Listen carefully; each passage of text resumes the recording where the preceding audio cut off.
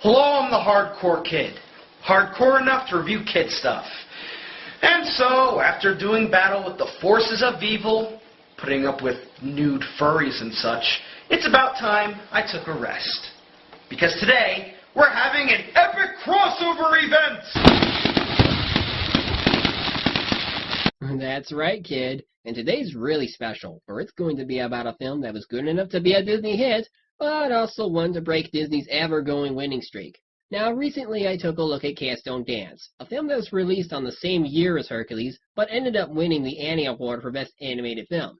Until award programs like the Golden Globes would start handing out these type of awards, the Annies were the only real way anything animated would be recognized, aside from the occasional Saturn and Blockbuster Entertainment Awards. Now, some of you guys, including Isaac, liked that movie and thought of it as an okay film. Personally, I didn't. I thought it was way too fast-paced and didn't really give the characters enough time to develop. But if there's one thing that we can both agree on, it's this. How the smeg did this movie beat out Disney? I mean, sheesh. Disney pretty much swept the 90s with their films. But then all of a sudden they lose out to Warner Brothers? Disney had Hercules on their side and they still lost? I know, right? Like, wasn't Disney supposed to be the leading company when it comes to its animated films? Where did things go wrong? How did they lose out to a lesser film? Who knows? At any rate, let's take the plunge into another weird and crazy adventure into the world of Disney. Cue the special opening sequence!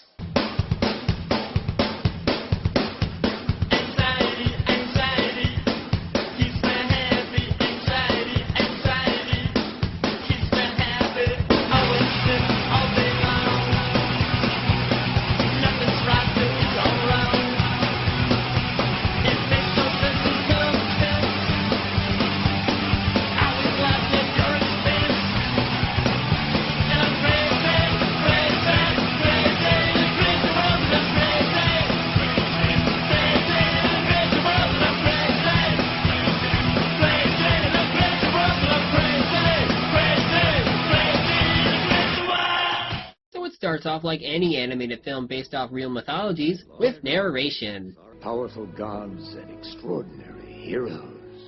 And the greatest and strongest of all these heroes was the mighty Hercules. But what is the measure of a true hero?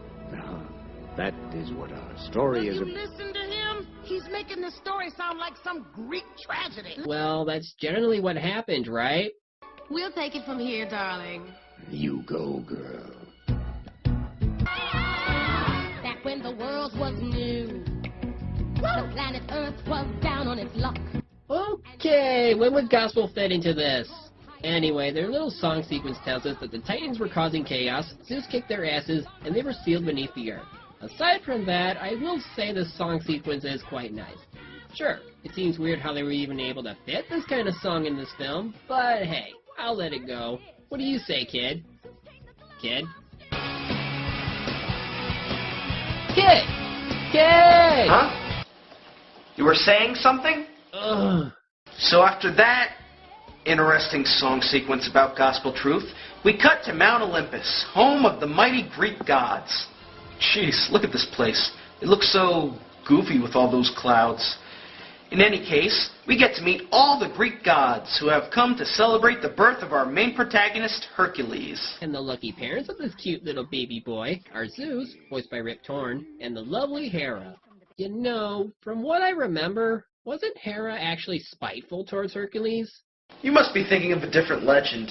This is the legend brought up by Disney! Good point. On behalf of my son, I want to thank you all for your wonderful gifts. How much you want to bet he forced them to buy those things? Oh, and of course it wouldn't be Hercules without Pegasus, born just like in Pixar's Partly Cloudy. And he's all yours, son. Who said you could come back? However, the party is interrupted with the arrival of Hades, Lord of the Underworld, and voiced by James Wood. You finally made it. How are things in the underworld? Well, they're just fine. You know, a little dark, a little gloomy, and as always, hey, full of dead people. What are you going to do? Well, he's certainly the life of the party. With a personality like that, how could you not have fun? Humiliated by his brother Zeus, Hades returns to the underworld, where thankfully Disney was able to make it creepy, dark. He was as mean as he was. Again with the gospel truth? What, does it run the entire movie if the muses keep bringing it up? We're then introduced to his demonic minions, Pain and Panic. And of course, like every great villain would have, these two are complete idiots. Fine. Just let me know the instant the Fates arrive. Oh, they're here. The Fates are here and you didn't tell me? We're not worthy! We're not worthy! Right. There's also the Fates, who normally in Greek mythology just represented life. But here, they also represent past, present, and future. The Fates reveal that in 18 years, the planets will align, causing the Titans to go free, defeat Zeus, and allow Hades to take over. However, the only thing standing in his way is Hercules, who of course, like any other protagonist, will kick his evil blue ass. Got a little riddle for you. How do you kill a god? You can't. They're immortal? Bingo! They're immortal! So, first you gotta turn the little sunspot mortal. Now wait a minute. If you had that with you the whole time, then why don't you have Zeus drink it and make him mortal? In fact, why do you even have that vial lying around if you're not even gonna friggin' use it? Well, it's not like you can just slip it into someone's drink and have it work instantly. There's a downside to it that pretty much makes this a literal plot convenience. And why? He has to drink the whole potion. That's the last drop. Today's key phrase is, drink the whole thing. So Pain and Panic sneak into Olympus at night in order to kidnap Hercules. And since the parents are far too smart to avoid any real security, being, gods and all, it pretty much means their son is doomed.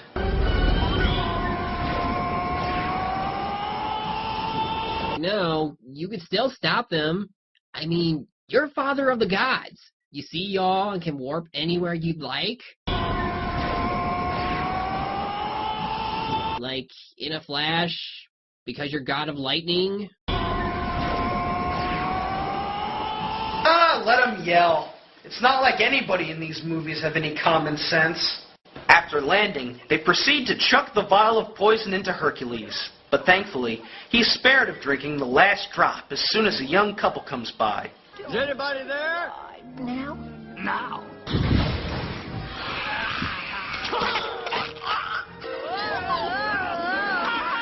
Hey, they actually got part of the myth right. Two snakes defeated by his little baby hands. And rather than just take Hercules back, Zeus and Hera actually lets the couple raise Hercules for the rest of his life. All because of some unknown bullcrap about not letting demigods into Olympus. What? That doesn't even make any sense.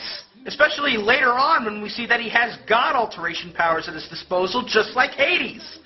But other than that, who's stopping them from taking young Hercules back anyway? The ghost of Cronus?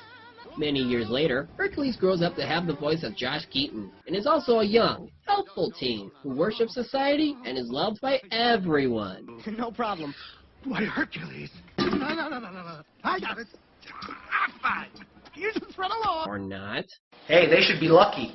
Most teens today either end up breaking the law, causing other kids to commit suicide, or troll the internet. Yo, give it here. Hey, you need an extra guy? We already got 5, and we want to keep it an even number. Hey, wait a second. 5 isn't an even. Maybe we should call him Hercules. Yes, pick on the really strong kid. I'm sure you won't consider strangling your necks in the near future. I got it. No. Oh no. It's okay.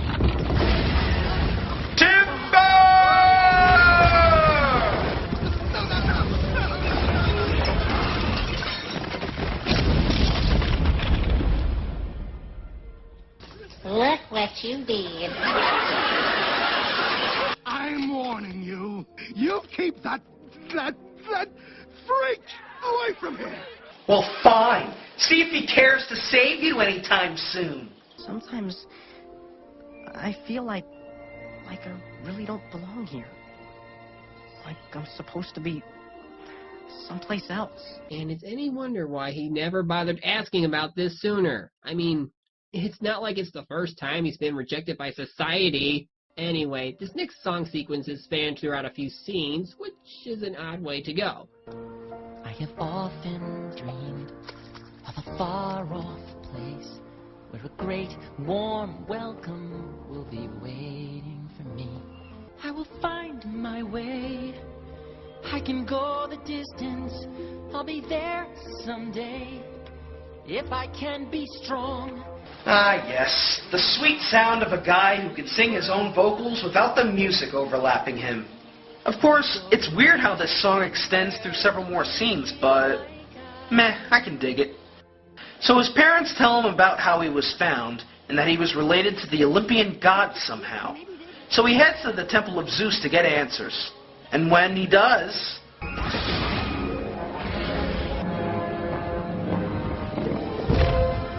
My boy, my little Hercules. Gah!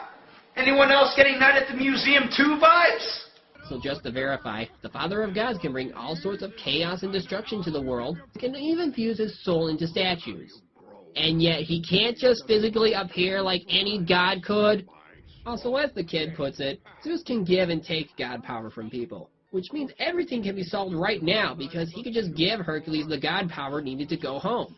But what does he do instead? Hercules, if you can prove yourself a true hero on Earth, your godhood will be restored. How does that give you god power? If that were the case, I'd be one by now. I'm like a hero to everyone on Azeroth. He said hero of Earth, not hero of Azeroth. To accompany him on his journey to find Philoctetes, the trainer of heroes, Zeus summons down Pegasus, who of course is now grown up and has the brain of a bird. Yeah, right. And with that said, they take off to an island that's full of goats and beautiful nymphs. What's the matter, little guy? You stuck? Whoa! Hey, what out, buddy? Girls! Stop! Stop! Come back! Come back! Come back! Whoa! Whoa! Oh! So this is Philoctetes, or Phil for short. He's played by none other than Danny DeVito, and what a perfect choice that is. His voice goes really well with Phil's tough guy personality and lack of thought. If there were anyone who could fit his role, it would be DeVito, all right. Anyway, Phil says he's retired from training heroes because everyone ended up disappointing him. Which is a shame because it was his dream to have one of his pupils have their own constellation, and even have people praise him for it. But of course, what are the odds of that? So you wanna be a hero, kid? Well, whoop-de-doo. I have been around the block before with blockheads just like you. Each and every one a disappointment, pain. Well, if there's one thing he can't exactly do, it's sing. Yeah, if anything, this song is going to be just to the film. Now, I know that Dino was trying, but his song performance is anything but memorable. The sequence itself is fine and dandy, but it seems to draw your attention more than the actual lyrics. There's no patterns between them. It feels more like a montage with a yapping goat in the background. Yeah, not very impressive, dude. But thanks to the musical montage of sorts, Hercules is finally buffed and ready to tackle his first line of heroic work. And what exactly is he going to do first? Sounds like your basic DID. Damsel in distress! Save a damsel in distress! Of course. What's funny is that this centaur is named Nessus, whose blood ironically killed Hercules in the original myth. But because it's Disney, obviously he doesn't. Step aside, two legs. I'll have to ask you to release that young... Keep moving, Junior. We're introduced to the lead female of the film, Megara, or Meg for short. She comes off as the type of woman who doesn't want to be pushed around and treats men like shit. Are you, all right, miss? Megara. My friends call me Meg. At least they would if I had any friends. So, did they give you a name along with all those rippling pectorals? Jeez, what a bitch! I don't know. Personally, I find her to be quite unique from most other Disney women. She's got the personality to not let others have their way. She isn't into just any man because of their appearance or special title. She's literally like an independent character. Well, just wait until she stabs you in the back, and then we'll talk. Now, what do you mean by that, oh, she's working for Hades? Shoot. So obviously he's pissed about how Hercules is still alive after all these years. Well, here's a hint. Check your dead more thoroughly next time. But soon hatches a plan to get rid of him. In the meantime, Hercules arrives in Thebes in order to find himself even more heroics. Hey, Meg. Whoa, whoa, whoa! You want to see something strange and mystical? No!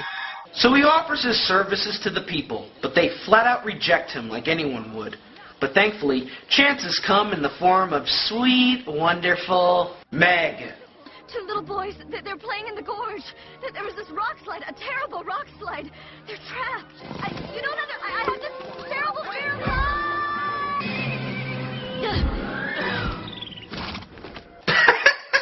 She just got owned. Oh my god, a giant rock!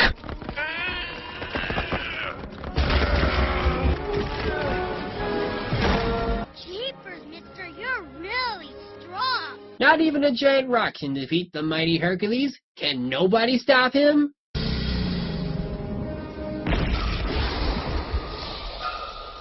What do you call that thing? Ah, for fuck.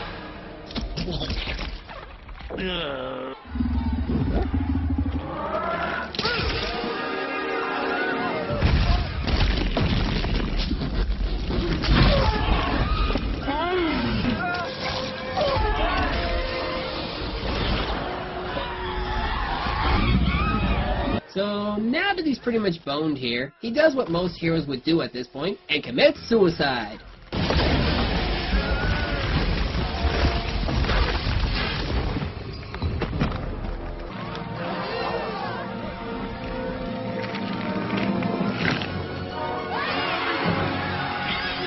Yay! He's a true hero now! He can finally go home! Don't celebrate just yet, Sir Isaac. He's only a hero, not a true hero. What? What that means?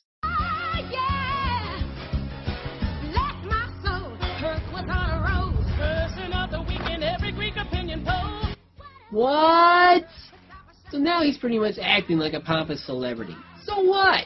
He's kicking all sorts of monster ass. He's been immortalized in merchandise that shouldn't even belong in this type of inaccurate history film. He's proven to be more than just a simple hero. What more do you need? Look inside your heart. Why must the heart be the answer to everything?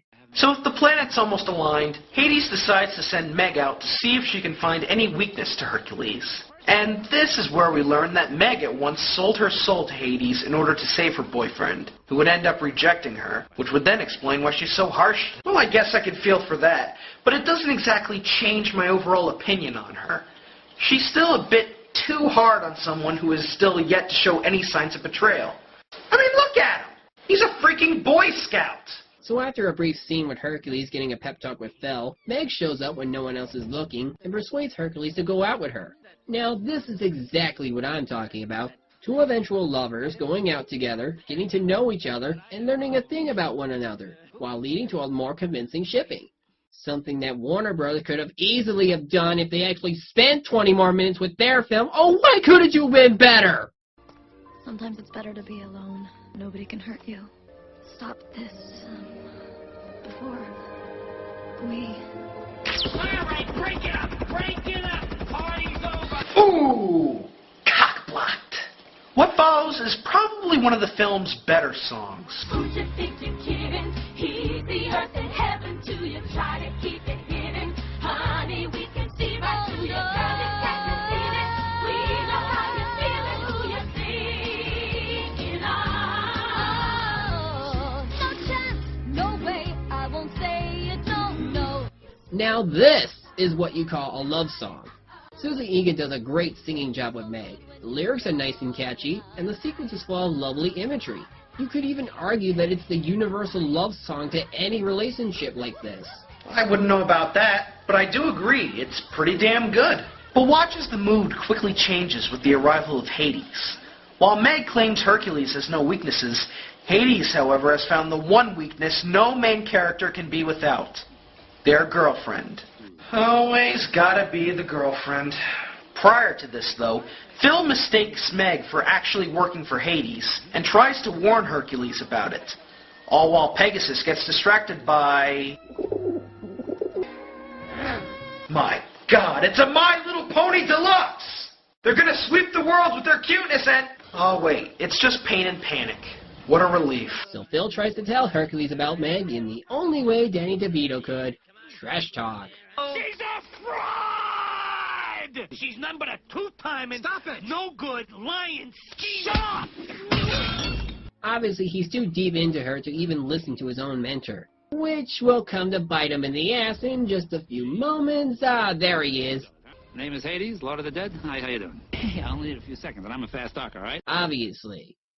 You give up your strength for about 24 hours. Okay, say the next 24 hours. And Meg here is free as a bird and safe from harm. We dance, we kiss, we schmooze, we carry on, we go home happy. What do you say? Come on. All right. Yes, we're there, Pam. If he could do that all along, then why didn't he? Or can he only do it with deeds? I mean, for Christ's sake, if you were to ever have an ability like that, then why don't you just use it? Why do you have to force it as something that even Rumpelstiltskin could do? And the worst part is, we have yet to see Zeus show off his god alteration power. So now that Hercules is drained of his god power for a day, Hades proceeds in freeing the Titans from their eternal prison.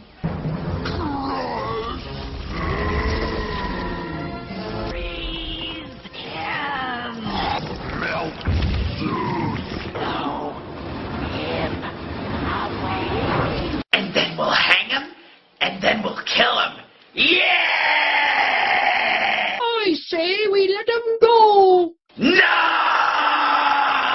Oh, and for some reason they included the Cyclops, even though there were only 4 Titans to begin with.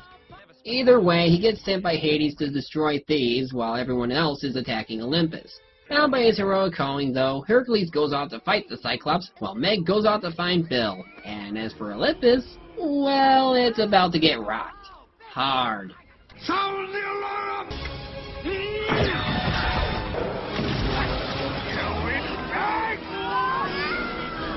You'd think they'd do better than that, especially Zeus and his almighty lightning bolts. So after being tossed around like a rag doll, Phil returns and tells Hercules to keep fighting and never, never, never give up. This somehow gives Hercules the motivation to fight back using only normal human tactics. You mean you could actually beat down godlike entities with just a toothpick? Awesome! Hercules, look out! Meg! No! Okay, how is she not a bloodstain right now? A stone pillar falls on her and she shows no signs of injury. So Hercules gets his god power back since the deal was Meg couldn't get hurt. She then tells him to go as he rides off to face the Titans in battle. Not me! Say, what was it Zeus said earlier about only gods being able to exist on Olympus? Because if Hercules can fight perfectly fine here, then I don't see the problem of letting demigods in. Who wrote your laws? Now, what's your old man work? And why is it now your thunderbolts work when they clearly didn't earlier? What the hell is with all these plot holes? After the battle of epic proportions, Hercules races off to save Meg, just as the Fates slowly prepare to cut her thread of life. Yes, let's slowly cut the thread of life in order to build dramatic tension.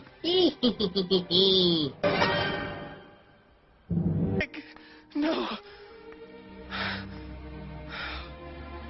There's some things you just can't change. Yes, I can. Well, he's already beaten everyone else. Let's see him beat death. So he pays a visit to the underworld in order to bring back Meg. Well. It's a small underworld after all, huh? You like making deals. Take me in Meg's place. Oh, for crying out loud, just kick his ass and force him to bring her out. Why does it always have to come down to deals? So he dives in, which causes him to age. The Fates slowly prepare to cut his life thread when...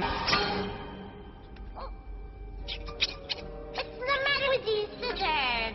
The thread won't cut. Well, if only we saw this coming, we would have cut his thread faster. So yeah, after just doing a dive, he's finally a true hero and thus instantaneously acquires full god mode. Why not? Meg, talk to him. A little smooth. Ooh, faced! So Hercules literally brings Meg back to life, and as a result, the gods finally take him back up, ready to accept him back. For a true hero isn't measured by the size of his strength, but by the strength of his heart. This is the moment I've always dreamed of. But a life without Meg, even an immortal life, would be empty. And there it is, folks, the god alteration power of Zeus. If he could do something like that this whole time, why didn't he do it sooner? Holy plot hole on a stick, this is nuts! So that's Hercules. Overall, it was quite alright. What do you think, kid? Hit or headache? Definitely a hit. But you know, I think I understand now why this film might not have won that award. It's because of the plot holes. I mean, in order to have this film with this edgy kind of story, you had to hope people wouldn't notice the plot holes that are bigger than Olympus. Agreed. And that shouldn't be the case. Though then again, when you're dealing with godlike entities, it would be bound to happen anyway. Characters for the most part are actually likable, though some seem to be a little bland in some areas. But it's nothing too major. The animation is excellent, though not every character design is favorable. And the songs, well, they speak for themselves. Definitely. But really, it doesn't matter if this film didn't win Best Animated Feature. That's just something to get our attention. Ultimately, it's up to us to decide if it's something that we can watch. They'll have those who like them, and some who don't. And that's fine, really. All I can say is, these two films are alright, and deserve to even be mentioned by people. Just don't expect them to share the same DVD collection as others. Well, I think that pretty much answers our question. So, what do you want to do now? I don't know. Want to play some rock band? I'm in. Isaac? Kid? Kid? The hell? Did his connection break on me? Ah! Hello? Isaac? Must have lost the connection. Oh well. Hello again, kid. Mr. British guy? Where the hell did you...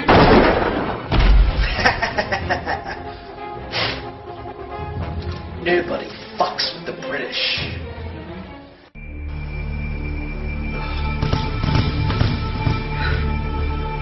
Where am I? Who's there? Freddy's home, bitch!